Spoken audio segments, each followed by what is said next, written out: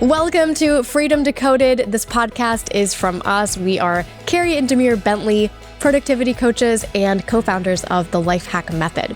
This format is where we are going two-on-one. Demir and I both coaching one of our amazing Lifehack Tribe members on the productivity issues that are keeping them stuck and keeping them held back from their highest self and from achieving their ideal life. So we hope you enjoyed this in-depth coaching session. It is completely raw and unfiltered, and we hope that you get so much out of it. Okay, Heather, welcome. Hey, how you doing? Super good. Why don't we just start here? Because I know about you. You've been in Tribe for a while, but some people might not know about you. So give us the short cocktail party introduction of who you are. Sure. So my name is Heather. I run a cookie bakery in Boston, Massachusetts in the US. I had joined Lifehack because, like any small business owner, tons of to-dos, less time. And I joke with a founder that I know that when you're the you're the CEO, you're the chief everything officer because you don't have enough people to execute to when you're small. And also I had gone from really kind of running the show as a pop-up bakery to having a brick and mortar. And all of a sudden I had one staff. I went from one staff to 7 staff. And that was a real tough transition. So I had a ton of stuff to do, but not exactly quite sure how to delegate it all. And also managing cash flow and everything. So I was really burnt out. I think I was probably working 80 to 90 hours a week when I kind of found Tribe. Yeah, I remember that period. I also remember, if I'm correct, a little bit of agony around, am I going to let go of the brick and mortar? What happened with that? Yeah, so it was just more, we didn't know if our lease was going to get renewed. And the good news is our lease did get renewed. Oh, good. Yeah, so it's exciting. It did get renewed, but I was at a crossroads at that point because I had kind of looked at my sister's getting ready to buy a business that she's been working in part-time for 20 years. And it'll be kind of a side business for her. And she wants a cafe or a bakery inside this comic book shop. So it was kind of an interesting thing where I had been looking at my business for 11 years as the way, this is the only thing I want to do. But with that opportunity, I kind of looked and said, geez, I could help my sister and move home and, home being about an hour and a half away, but spend more time with my niece and nephew. And I don't know that I would have looked at things in that way. I started to carve out this time in my life where, that was a priority, spending time with my niece and nephew. So instead of being all right, this iteration will be a failure. It was more oh, well, you can do things on your own terms and spend more time with your niece and nephew who you love spending time with. Because I don't have kids of my own, so I just get to be the cool aunt. I love that. That is definitely the life hack way. It's definitely that influence too. Because I think at first I was if the lease isn't renewed, I'm a failure. I suck. I'm not good at this and whatever.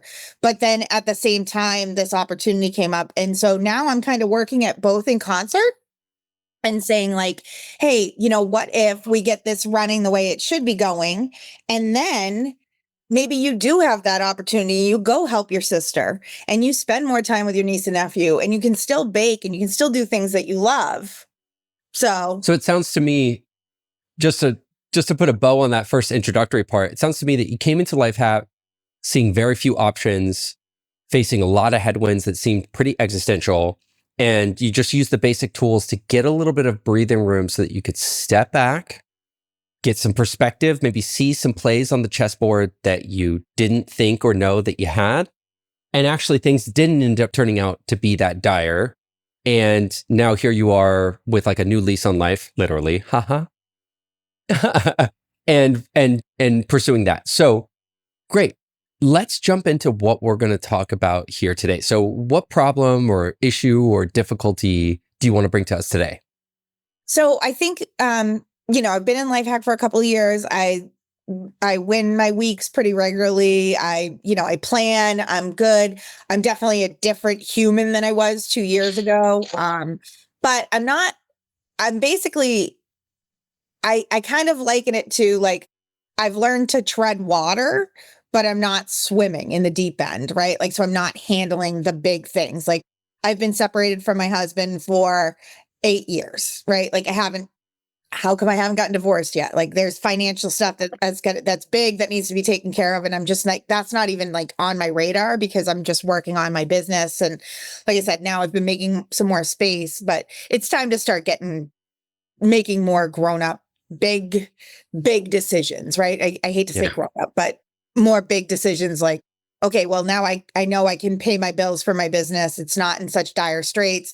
So now let's get this squared away, the rest of the big stuff. And also grow my business too, because like if I grow my business, a lot of the other things, the financial stuff will go away. Yeah, it's pretty leveraged. Yeah, the thing that I remarked to Carey about when reading your pre-interview survey was I was just thinking about how much weight that probably had that maybe you don't even notice because you've been carrying it around for 8 years. But to me, if I had this big unresolved thing, especially a thing that not only has emotional components to it, but also has financial components to it, that can feel like a big weight. And the only problem that I see as a coach is that sometimes we get so accustomed to that weight that it sort of disappears in our mind and we don't know we're carrying it, but it actually is costing us something in terms of our awareness and our sharpness and our focus and our ability to execute, because there is this permanent part of our brain that's just holding that thing.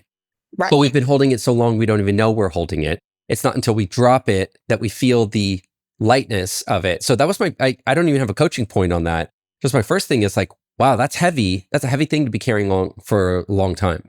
Yeah, for sure. And I think too, like, I also think like the double whammy of like trying to deal with a business through COVID, right? Like I built my brick and mortar during COVID, and it's just been like, I feel like everything has been in this like fight or flight mentality. And now it doesn't feel like that. Now it feels like the good time to like, okay, you've got systems, you've got a lot of things, you're so much better off than you were a year ago.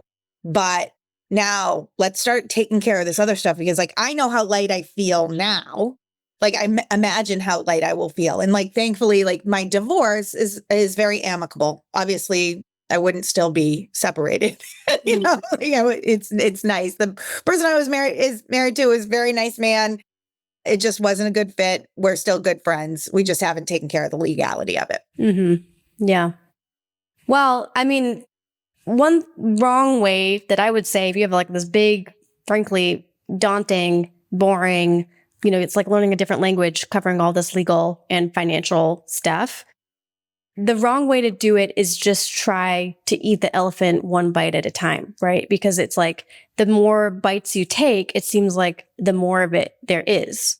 Because once you get into it, it's like, oh, well, is this really the best way to do it? And then you have to research. Okay, well, there's these other 10 options. And then now I have to research all of those and figure it out. And it becomes this death spiral of work that you don't want to do and that is emotionally taxing. So like with anything, I think my best approach would be, hey, where is the leverage here? Really thinking critically about the whole issue from a strategic standpoint first, to be like, what is the outcome you want in an ideal world? And can I think creatively about some pathways to get there that are maybe shorter and easier than what I've thought previously? Right. Can I just tag onto that and say, I agree, because the first instinct would be, oh, big thing, break it down, eat it one bite at a time. Completely agree with Carey. I'll just add a dimension that when you're working with legal stuff and or lawyers, just the environment of working in a legal context, you will just find it becomes oppositional. It becomes zero sum. It becomes, you get this, I get this, I'm against you, we're at opposite side of the table. It can get elevated. I know this is amicable, but still, the environment itself can seep in, or lawyers can speak into people's, friends or family members could speak into people's ears, and all of a sudden it's so easy to get to that kind of place. So not to dive too much into the nitty gritty details, but I would also, in addition to what Carey said, just add on the layer of, I would actually work this problem from the top down, not the bottom up, which is exactly what Carey said, but just wrapped in a different wrapper. Meaning, before we get bogged down into the details that might lead us into a litigious zero-sum perspective from which it's hard to escape. Let's start from the top and just say, like, do you have a conception of what's fair here? Do you have a conception of what you want? Getting to a place where you're starting at the high level, you've got that North Star, you've identified your leverage points. And then when you finally work into the details that can be a little bit stickier, at least you have that North Star and that agreement and that sort of, synthesis of opinion that you've already started with. Without getting too detailed and making it all about that, where do you feel like you're at with that in terms of just, are you aligned on what he wants versus what you want of this problem? Absolutely. For 100%. Like I said, I think it was just like, hey, this isn't going to work out. And he didn't want to, he wanted me to keep going with my business. He didn't want me to give that dream up. So it is very amicable. It's like, hey, let's just take care of some finance stuff that's outstanding and then get it done. So I am getting a sense that the longer it goes on, the less probably getting annoyed, and he rightfully so. Yeah, rightfully so. So then let me flip this right on its belly and say, so what's the problem? I don't know. It's like, I can't, like, whenever I get into that stuff, the finance stuff, I just like get scared and run like the other way. I'm like, oh, I'm busy with something else. Like I keep putting it off. Like, this is not like me, because I'm everything else in my life. I'm like, let's go do it. Let's go take care of it. You know what I mean? And I know it's not like an emotional, like, want to stay married. I have another partner now. It's, you know what I mean? Like, it's not that. So I don't know. It's financial messiness, I think. If you can't, then that's fine. But can you actually just carve off like one specific example of a task that you have to complete that you just find yourself avoiding? And if not, you can fictionalize something, because I definitely don't want to drag anybody else's finances into the public view. It's some debt, some old debt that has to get taken care of. So, and it's also about like what if I was bringing in more money, I'd be able to kind of square that away. So, well, I mean, a couple things that can help that Demir and I have done in the past when faced with similar situations. We used to have a massive amount of debt when we first got married, actually. And it is daunting to look at the financials, because they actually are so wrapped up emotionally and like what could happen. And, it seems like such big numbers, thousands and thousands of dollars that are getting swung around, and it could be positive. It could be negative. It's like your tax bill every year. You never know. Am I going to owe thousands of dollars? Am I going to somehow get a refund? Like, I don't know. And the not knowing is so scary. So the first exercise we always run when we're scared is a fear casting exercise, where we ask ourselves, well, what if the worst possible thing does happen? So what if I do this and the bad thing happens? Well, let yourself sit in that for a second and think about, well, what is that? What will happen? What will be the result? And could I do something about it at that point? Could I mitigate it now? What is the most likely scenario now? And keep asking yourself that question until you get to some kind of action response that you can take to help you overcome that fear. And even just drawing it out helps you overcome the fear, because, the monster is scariest when the lights are off and the closet door is cracked, right? When you turn all the lights on and you open the closet door, you actually realize, okay, there's no monster in here, or at least, it was like a butterfly fluttering around. It's not as scary when we really draw out the detail. So I would say the worst place to keep this is in the shadows. Even though the emotional feeling is, I don't want to open that up. I'm afraid of what will happen to me. It's almost like a lifer. It's almost absurd to say it, because there's a part of your logic brain that knows that you're not going to die here, right? But there is like a live or die response that we get from it. Like, something bad could happen here.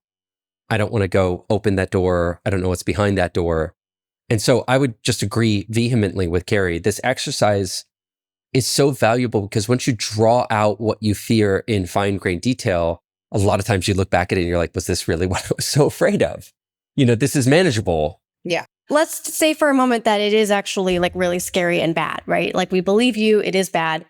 Another thing that can really help is finding another safe person to have with you to create a buffer between you and that bad thing. So at one point in our business, We had a couple clients. I mean, back when we first started Lifehack Method, we had to work with anybody, right? We were bootstrapping the company. We never accepted outside investment. We just needed to accept any client who came our way. And unfortunately, there were some really negative, bad clients who we felt obligated to work with. And when we eventually cut off those client relationships, because honestly, nobody, we don't have to work with anybody who treats us in a disrespectful, rude way, those people became very belligerent and were emailing us mean, rude messages. And it was very disruptive to our workflow because we never knew when we were going to get hit by something like that coming into our email inbox and just like invading our personal space. It felt like this invasion, really. And so what we did at the time, I don't think there wasn't as good email filters as we have these days. But at the time, what we did was we had our VA pre-processing our email inbox. And we were like, kindly just archive out anything that comes from these people, right? Like, we don't want to hear about it. We just don't want to see it. Read it. Please read it in case there is something actually actionable in it that we do need to do, in which case tell us what it is without any of the drama associated with it. But that was just such a nice way to create that buffer between us and this scary thing without neglecting any kind of responsibilities. So an interesting thing to try for debt is a couple things. Like, obviously there's like debt negotiators who can act on your behalf to try to reduce that debt. And they do all the calling, right? They call all the people and they try to negotiate the debt down. And even just having a safe person, like maybe it's your sister or a family member who you're like, okay, I'm going to log into my accounts now. Like, I want you to tell me the balance. I want you to put it in the spreadsheet. Like, just having someone else almost there with you can feel like such a security blanket, and the accountability too, to make sure that you do actually get some progress on that thing. That's actually a really good idea. My best friend has been working in my book, so it's not like a surprise. You know what I mean? It's not like I have to be embarrassed. She's my best friend, and maybe I should actually ask her to help me with this last part of it because she knows too, so. Also, and I'm happy to go anywhere you want with this. Like, if you want to get more specific, we're not financial advisors, but we happen to have been in debt, right? And so happy to go down that road. But I think, it's very interesting that in our case, my debt had been sold on to another debt holder. And so often what happens is when the primary holder sells it to the secondary holder is buying it for pennies on the dollar. But even if it's the primary debt holder, if it's been a long time that this debt hasn't been repaid, they're in their mind have already penciled this down to a much lower number. They're not expecting to get 100 cents on the dollar, right? And so in my case with my debt, so I'll volunteer some details to you so that you don't feel compelled to volunteer to me. What I had was I had a bunch of medical debts that I incurred when I had basically no income. And I went to those debt holders, some of them the primary debt holders, some of them the secondary. And I basically said, listen, I have, $15,000, not nearly the total amount of total debt that I owe. I'm calling you today because, I'm trying to clear up my debt. And what I'm doing is I'm going to my debt holders and I'm asking them what they can do for me in terms of negotiating down the debt. And what I have to bring to the table is some small amount of money. So what would you be able to take today in order to cancel this debt out to zero? And we ended up, Carrie can correct me with the exact number, but we ended up canceling almost over $100,000 in medical debt for about, Carrie, I think it was $20,000 in actual paid out. I don't remember specifically. It was that or less. Yeah. It was no more than that. Yeah. I was flabbergasted at how much less people would take if you were coming onto the telephone with cash. So again, Carrie mentioned professional negotiators who usually work for a portion of what they negotiate down for you. But again, I just picked up the phone and dialed and said, I've got 15K, I've got some cash on hand right now. What can you do for me here? And I did some wheeling and dealing, and it actually went astoundingly fast. I think within months, I had basically negotiated down and paid down 3/4 of the debt. And within another couple of months, I paid down the rest. So I do hope, maybe I'll say I hope and expect that this might end up being a much better outcome for you than you think, especially considering you can open the kimono and be like, hey, look, I'm not Mrs. Moneybags. I've got a business that I tried to keep open, through COVID. I'm trying to do the right thing here. Want to get you something on this debt instead of nothing. What are you willing to accept to cancel this out? Right. Okay. Yeah. And I think the bigger thing is, there's a debt, but also a little bit more financial independence in growing my business will also make the final, pulling the trigger on the divorce will be easier too. So, yeah. Do you find that you're still financially intertwined with your? No, we don't, Okay. we haven't really. It's just, like I said, it's just some of this past debt, and he's been keeping me on insurance because he's lovely like that. So Yeah. Got it. So there are factors. right. Yeah.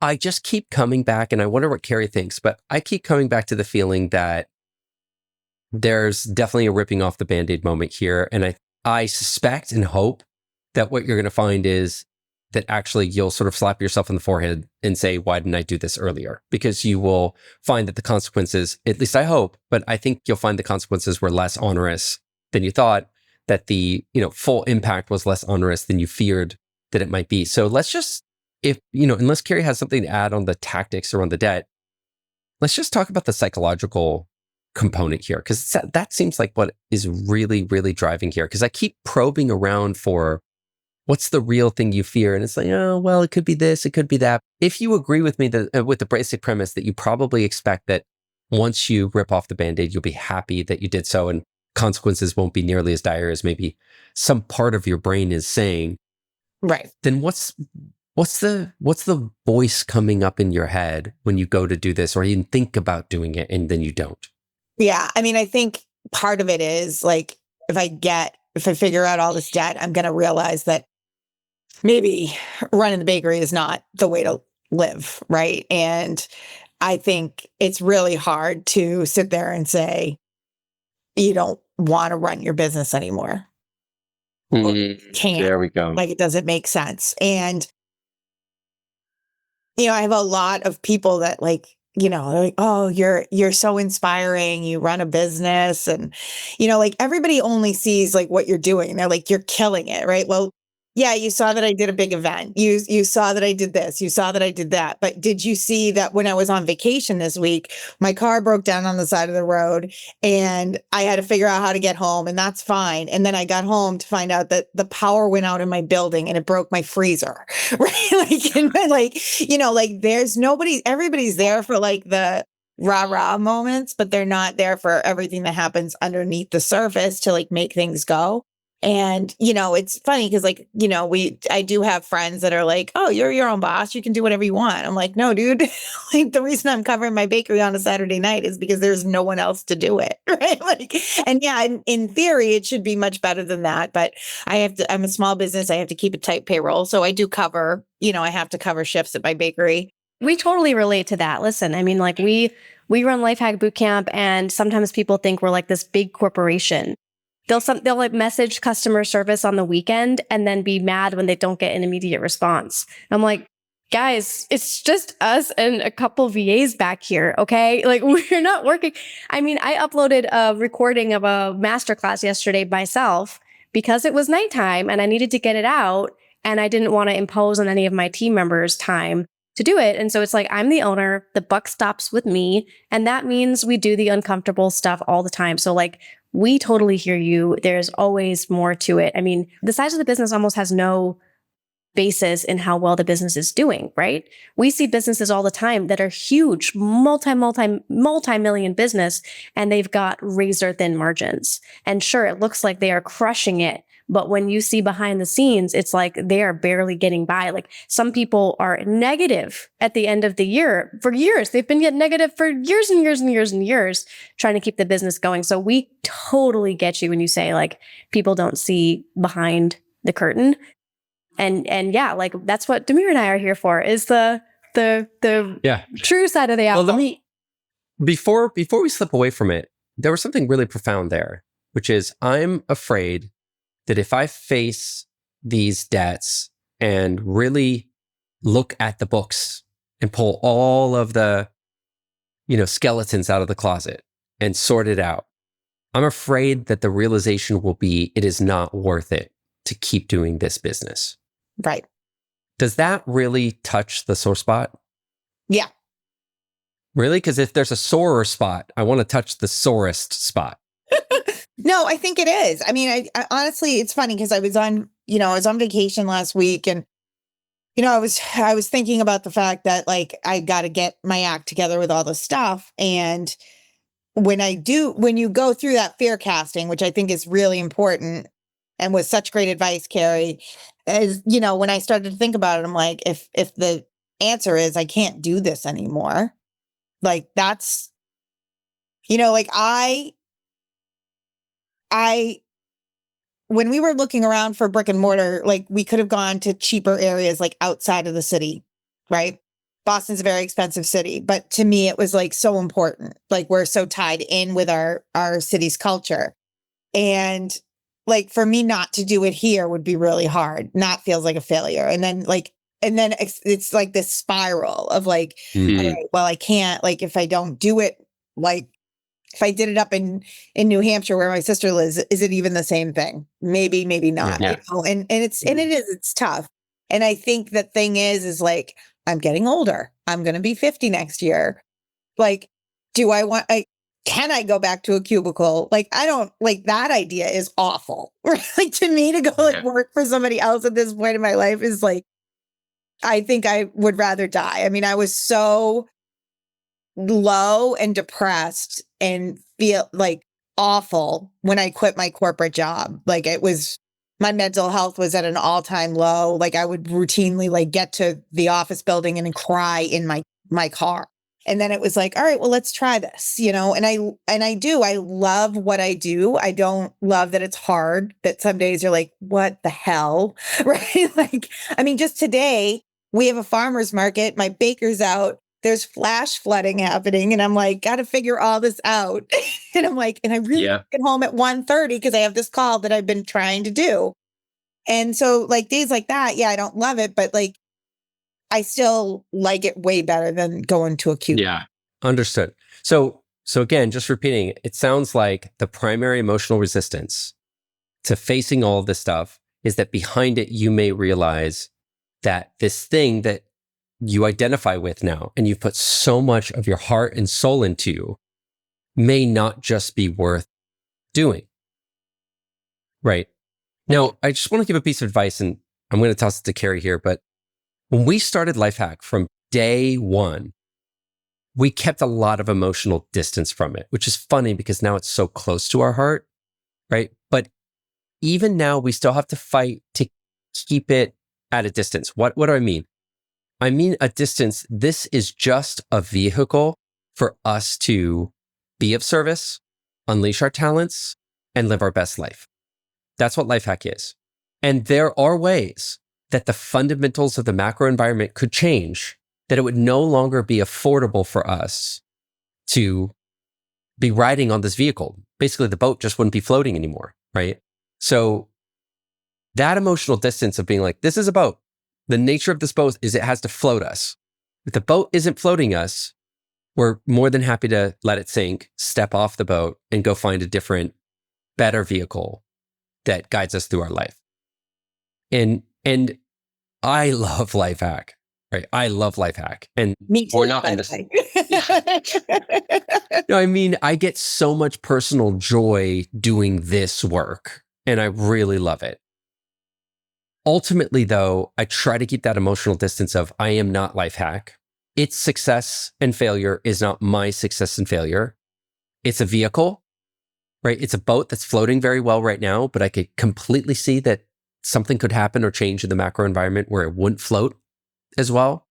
And it's not a child of mine. It's not my dog. It's not my child. It's not something that I'm trying to wrap all of that into. And in fact, my brother and Vera and I have this saying that we like to play with, which is, make your plan D better than your plan A, right? And you can't lose in life. When your plan D is better than your plan A, then you sort of have a little bit more lightness in how you approach your plan A.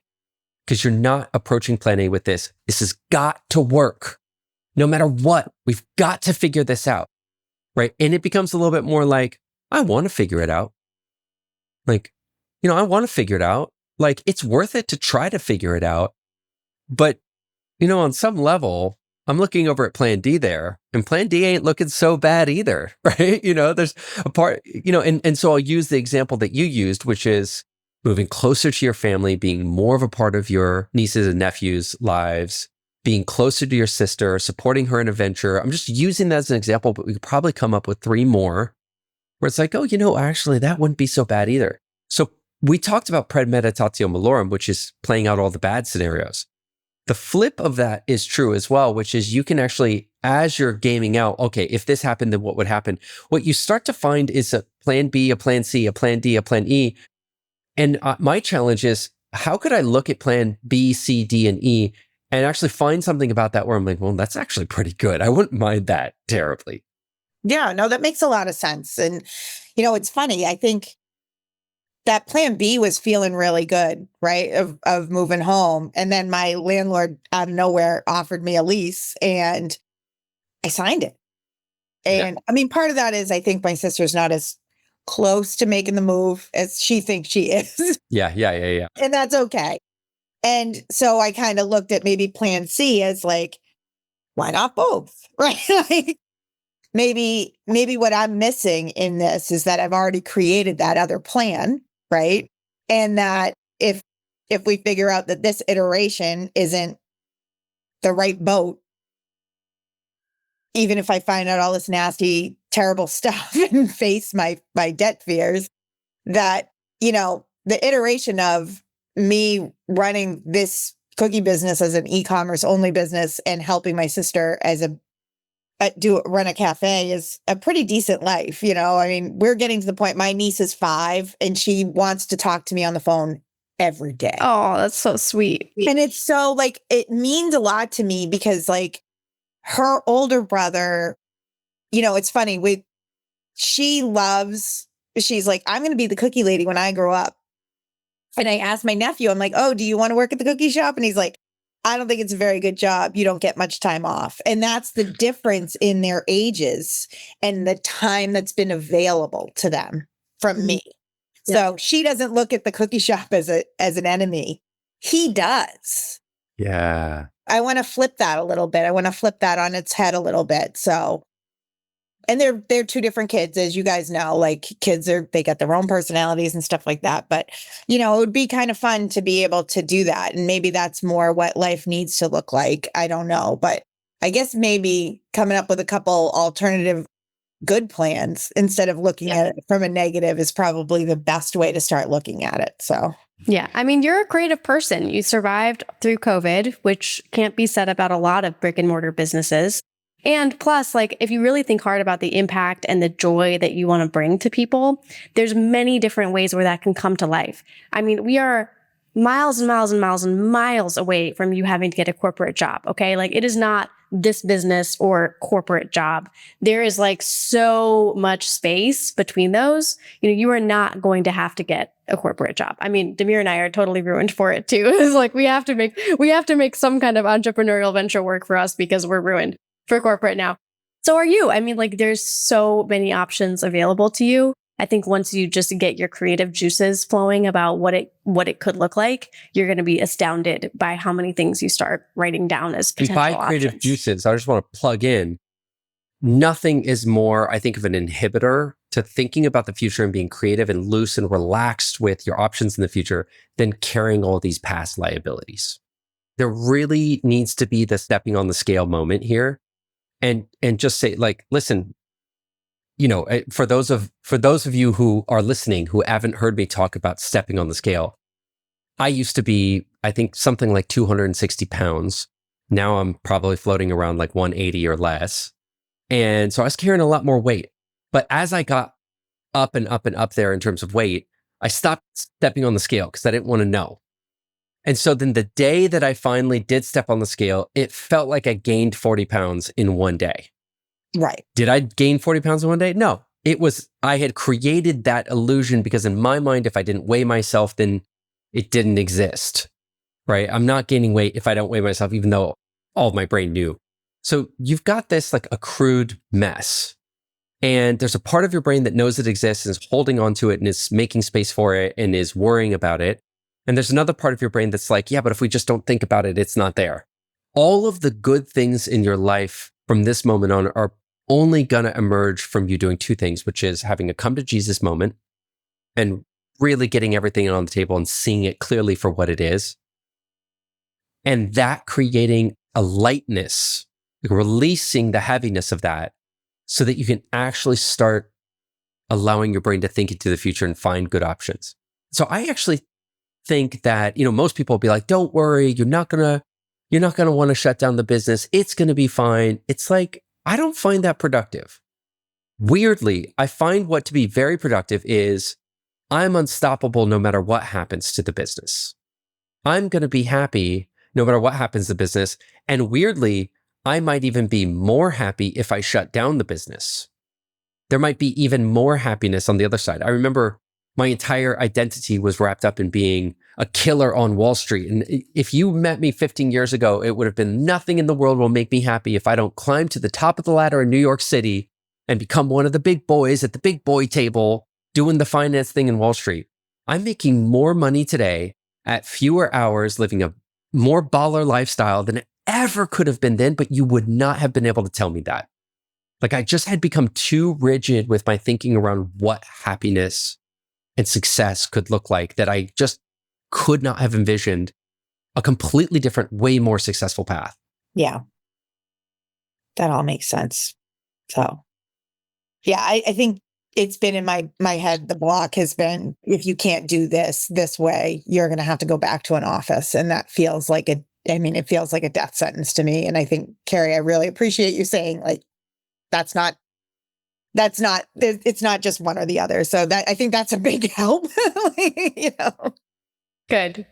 It's tough because, a lot of my friends and stuff have supported me financially and helped me. And, we did a crowdfunding investment campaign to build out the shop. So, and all my friends are like, you got this, you're doing great, blah, blah, blah. And there is this whole thing, like the imposter syndrome is real, right? Like you just like, everybody thinks you're awesome.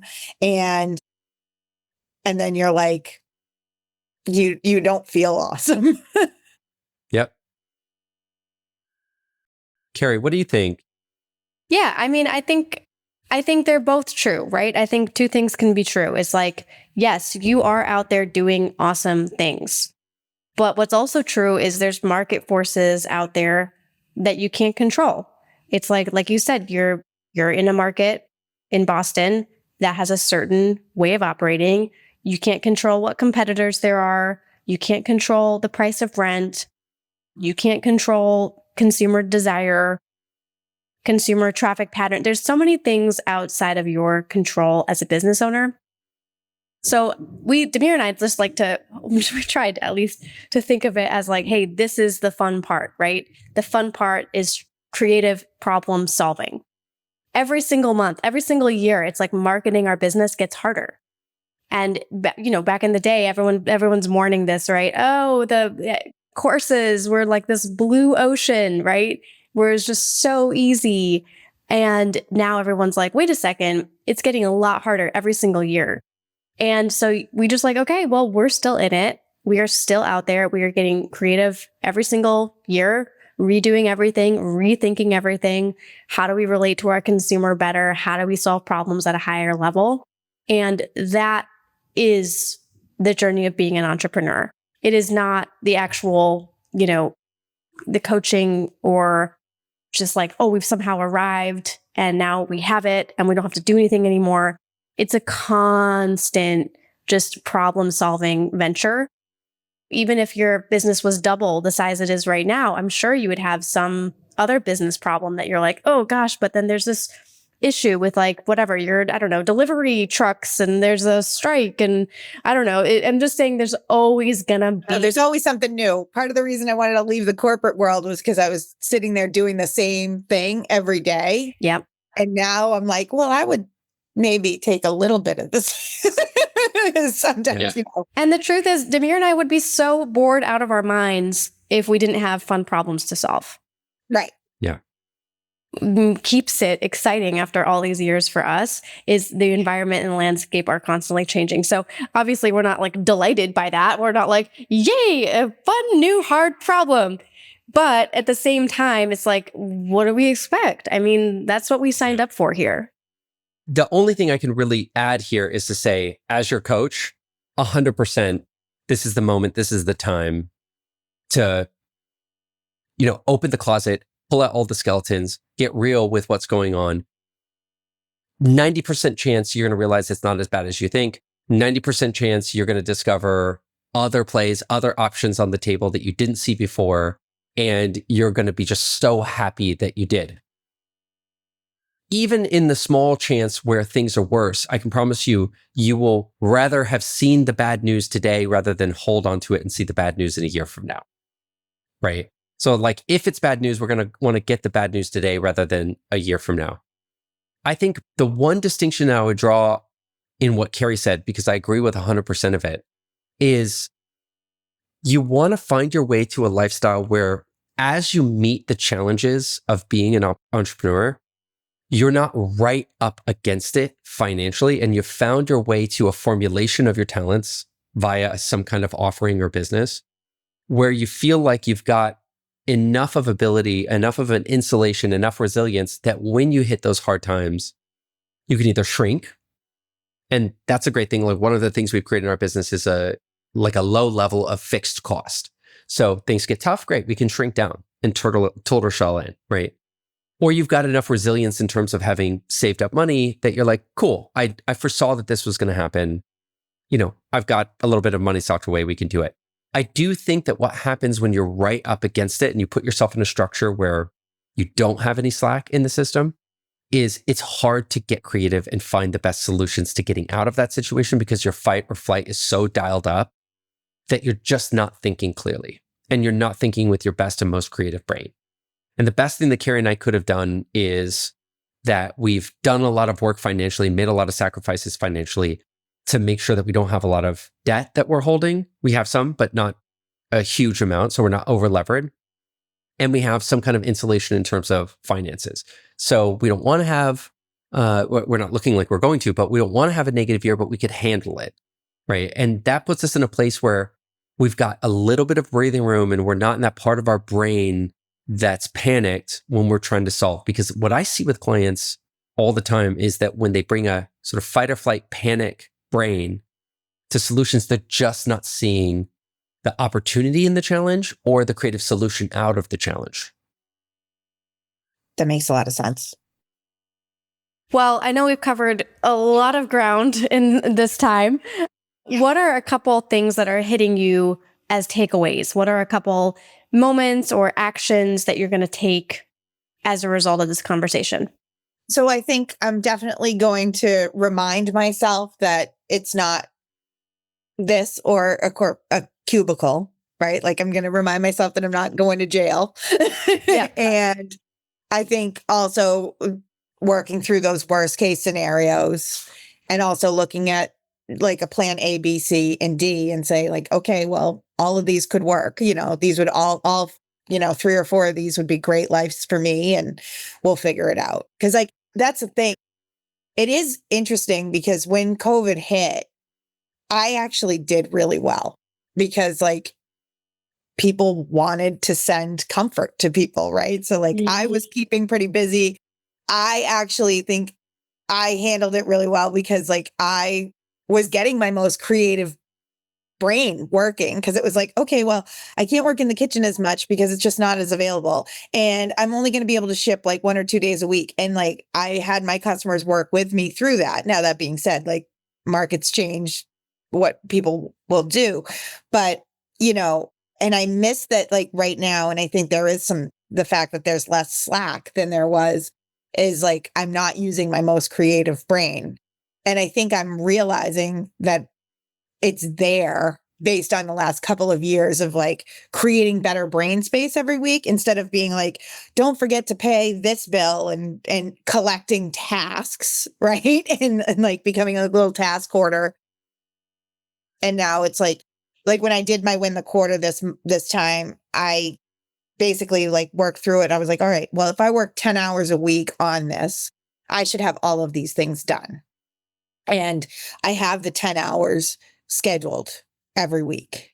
And my agreement with myself is that if I have to shift them, they have to be shifted, right? And I actually made like a rule, like a list of rules that I'm like, you can shift them if these things come up, but that's it.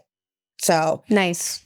Yeah. So very cool. Win the quarter was very awesome. Yay. Yeah. Well, good. I mean, keep us updated, especially on those A, B, C, D plans. We would love to hear about those. Maybe post them in the Lifehack Tribe Facebook group because, yeah, we're in your corner and we look forward to seeing what the next Heather 3.0 version looks like in the coming year. Yeah, I'll be an Olympic swimmer, right? Talk about pivoting. That's right. Right. But yeah. Yeah, you've done so much, Heather. I would just leave you with this thought, which is you've been through so much, you've done so much, you've really leveled up your skills.